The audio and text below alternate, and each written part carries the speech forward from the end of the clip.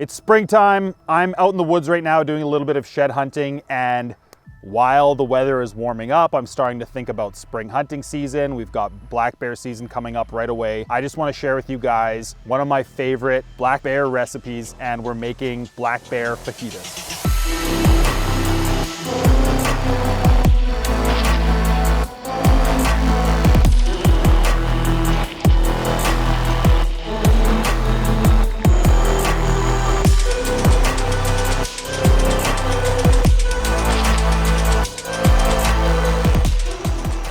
So what I did with my bear meat is I've got some bottom round here, and it's been marinating for a little while. If you want some details on what exactly I put in my marinade, check out the blog post link below.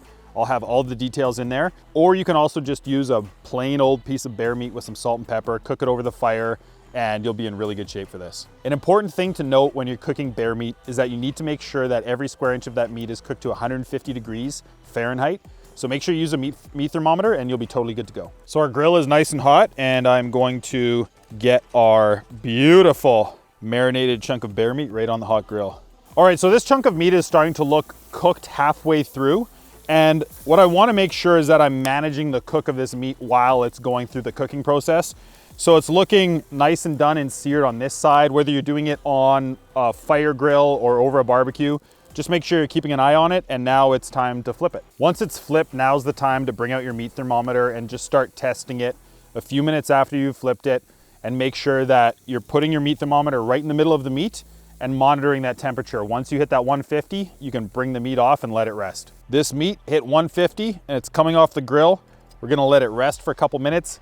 Now, the rest of the fajita stuff needs to go together. I've got a pan sitting over the fire. I'm gonna add a little bit of oil to it, and we're gonna fry up just your classic fajita ingredients. We've got onion and a couple of different peppers. I'm gonna put some jalapeno on there as well.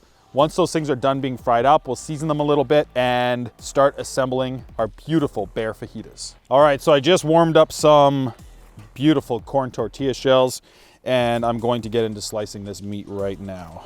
All right, now everything is cooked. It's time to assemble. I'm going to start with one of my shells, add some of our beautifully cooked bear meat, and then add some of our pepper and onion. I like to put on a hit of sour cream, and the last step is a squeeze of lime or a little shot of your favorite hot sauce. I've got a Chipotle hot sauce that I really like to use, and this thing is ready to eat. Super easy snack to make at home on the barbecue or on the grill outside, and this is a black bear fajita.